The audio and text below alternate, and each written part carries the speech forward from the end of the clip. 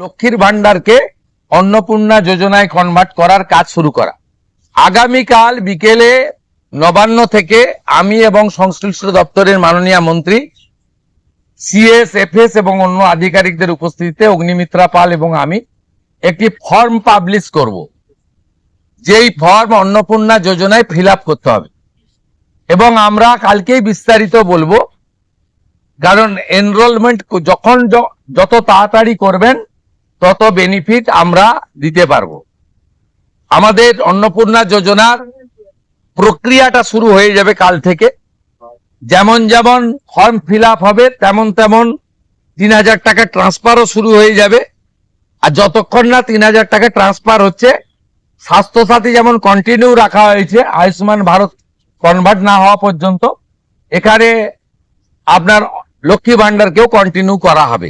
বিস্তারিত কালকে আপনারা জানতে পারবেন। ফর্মের কপিও আপনারা কালকে পাবেন। অফলাইন অনলাইন অবশ্যই থাকবে, শুধু পাবলিকের উপরে ছেড়ে দেওয়া হবে না। বিধায়করা নিজ উদ্যোগে ফর্ম ফিল আপ করাবেন এবং সরকারও বিডিওদের নেতৃত্বে প্রত্যেক বাড়িতে বাড়িতে ফর্ম ফিল আপের জন্য সহযোগিতা করার জন্য লোক পাবেন। এবং মাথায় রাখতে হবে, ভারতীয়রাই কেবলমাত্র এই সুযোগ পাবেন, অভারতীয়রাই সুযোগ পাবেন না। ভারতবর্ষের সরকারের টাকা বাংলাদেশ থেকে আসা অবৈধ অনুপ্রবেশকারীদের দেওয়ার জন্য নয়, এটা খুব ক্রিস্টাল ক্লিয়ার।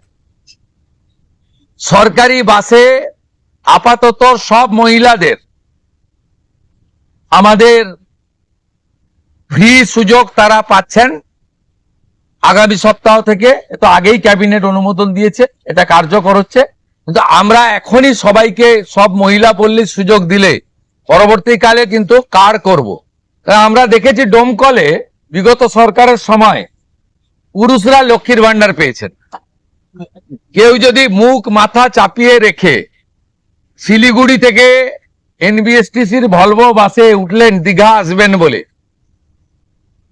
তিনি যদি বোরখা পরে চলে আসেন, তাহলে তাকে পুরুষ না মহিলা দেখার কোনো মেকানিজম বাসের ড্রাইভার কন্ট্রাক্টরের নেই। আপাতত চালু করলেও পরে আমরা মহিলাদের জন্য আলাদা ফ্রি কার্ড করে দেওয়ার ব্যবস্থা করব।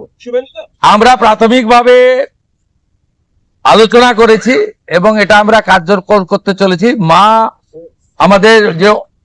আমাদের মা ক্যান্টিন রয়েছে, সেই ক্যান্টিন গুলোতে ৩৬৭টা, তাই তো অ্যাপ্রক্স ৪০০-র কাছাকাছি সংখ্যা আপাতত এই থাকছে।